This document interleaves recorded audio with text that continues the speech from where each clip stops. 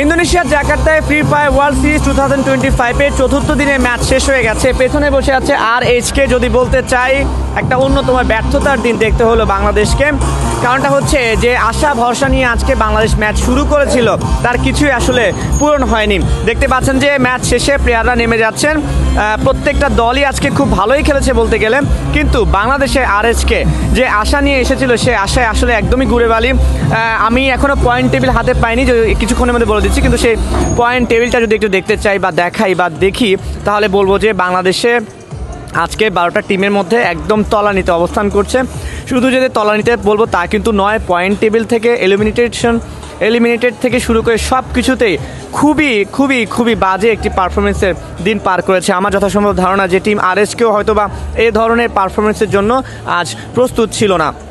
আমরা প্রথমে শুরু 2-1টা ম্যাচেও দেখিনি যে তারা কিছুটা হলেও প্রতিদ্বন্দ্বিতা করেছে। আসলে প্রতিদ্বন্দ্বিতার কোনো ছাপই তাদের মধ্যে ছিল না। এই কারণে আসলে কেন বা কী কারণে যে তারা এমনটা হয়েছে সেই বিষয়টি আসলে জানা নেই। অবশ্যই আমরা তাদের রিয়াকশন জানার চেষ্টা করব। এখন আমি একজন কন্টেন্ট ক্রিয়েটর সামির সঙ্গে কথা বলবো। সামি, আপনার কাছে একটু বলতে চাই যে আজকে ম্যাচ তো আপনি অবশ্যই দেখেছেন। আমরা দেখতে পাচ্ছি যে টিম RHK ম্যাচ শেষ করে চলে যাচ্ছে। সামি, যেহেতু আজকে বাংলাদেশের পারফরমেন্স ছিল, আপনি অবশ্যই সেই পারফরমেন্স দেখেছি যে আসলে খারাপ খেলে, কিন্তু আসলে মনে একটু বেশি খারাপ খেলে ফেলেছে। কি মনে হয়, কেমন দেখলেন ম্যাচটা? বাংলাদেশের অডিয়েন্সের কাছে হচ্ছে অডিয়েন্সের প্রত্যাশা ছিল RHKর প্রতি বেশি, যদিও বাংলাদেশ থেকে 2টা টিম আসছে এবার, RC অ্যান্ড হচ্ছে RHK। যদিও RHKর প্রতি বেশি প্রত্যাশা ছিল, বাট আমার মনে হয় না ওই প্রত্যাশা কমপ্লিট করতে পারছে। ইভেন আজকে আরও ভালো পারফরমেন্স তারা দিতে পারতো, যেটা আমি একটু দর্শকদের বলে রাখছি যে দর্শক যেটা হচ্ছে যে আজকে যেহেতু চতুর্থ দিন ছিল, সামি, অনেকের ধারণা ছিল যে আজকে ভালো কিছু করে পয়েন্ট জমালে হয়তো বা বাংলাদেশ পরে ম্যাচগুলোতে একটু চাপ মুক্ত হতো। সেখানে বরঞ্চ এমন খেলা খেলেছে যে আসলে চাপ মুক্ত না, বরঞ্চ চাপটা কয়েক গুণ বেড়ে গেছে। আমার মনে হয় যে আগামী 2 ম্যাচে ভালো খেললেও যে বাংলাদেশের টপ 12-এ আসার সম্ভাবনা আছে কি না সেটা নিয়ে কিন্তু সন্দেহ আছে। আপনি কি মনে করেন? ওইটা অনেকটাই নাই বললেই চলে এখন, সোজা কথায়। হ্যাঁ, যেটা সত্যি সেটাই। আর আমার যেটা মনে হয়েছে ওদেরকে দেখে, আমি তো সরাসরি আজকে লবিতে ছিলাম, তো ওরা মেবি হচ্ছে চাপটা বেশি নিয়ে ফেলতেছিল, যেটা হচ্ছে গেম প্লে করার আগে অবশ্যই ব্রেনটা শার্পনেসের একটা ব্যাপার থাকে। আমার মনে হয় ওরা অতিরিক্ত প্রেশার নিয়ে ফেলতেছিল, তো যার কারণে এই পারফরমেন্স হয়। কিন্তু আমি আপনার সঙ্গে একটু দ্বিমত পোষণ করবো এই কারণে যে প্রথম 3টা ম্যাচ যখন তারা কম পয়েন্ট পেল, প্রথম ম্যাচটায় মনে হয় কোনো পয়েন্টই আসেনি, পরে ম্যাচটায় সম্ভবত 5 পয়েন্ট বা 7 পয়েন্ট এসেছে। আমি দেখলাম যে তারা খুব চিল মোডে ছিল, রিল্যাক্স মোডে ছিল। আমার কাছে মনে হয় না যে বাংলাদেশের টিমকে খুব একটা চাপ অডিয়েন্সটাও দিচ্ছে। কারণটা হচ্ছে যে বাংলাদেশ স্পোর্টস ওয়ার্ল্ডে নতুন। অডিয়েন্স দিচ্ছে কারণ অডিয়েন্সের প্রত্যাশা অনেক বেশি। হ্যাঁ, বলুন আপনি। ওরা অনেক বেশি প্রত্যাশা করে RHKর কাছে, যেটা আমরা সরাসরি জানি যে অডিয়েন্স কি চাচ্ছে। এখন যেটা হচ্ছে কি যে কোনো টিমের প্রতি অডিয়েন্সের চাপটা থাকবেই। আপনি যদি ফ্লুক্সোর কথা বলেন বা অন্যান্য যে টিমগুলো ছিল তাদেরও কিন্তু ভক্ত আছে, চাপ থাকবে, চাপ নিয়েই খেলতে হবে।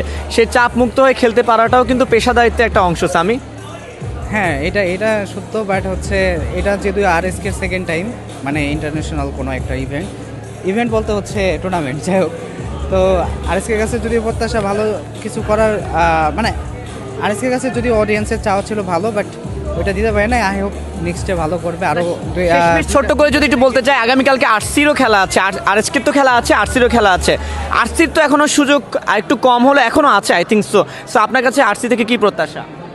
আমার মনে হয় হচ্ছে RHKর থেকে RCর প্রতি প্রত্যাশা একটু কমই থাকবে, কারণ তারপরও ওদের চান্স আছে এখনও। আর RHKর চান্স একদম যে ফুরাই গেছে বিষয়টা এমন না, ওদের হাতে কিন্তু হচ্ছে আরও 2 দিনের খেলা বাকি আছে। টোটাল হচ্ছে 2 দিনের খেলা না, মনে হয় হচ্ছে আরও 6টা ম্যাচ বাকি আছে। 6টা ম্যাচ না, আরও 12টা ম্যাচের খেলা বাকি আছে। বাংলাদেশের খেলা 7 তারিখ গিয়েছে, 8 তারিখেও আছে, 9 তারিখেও আছে। আচ্ছা, সরি। তো আমরা এখান থেকেই যাচ্ছি না, আমি একটু দর্শক থেকে পয়েন্ট টেবিলটাও দেখাতে চাই।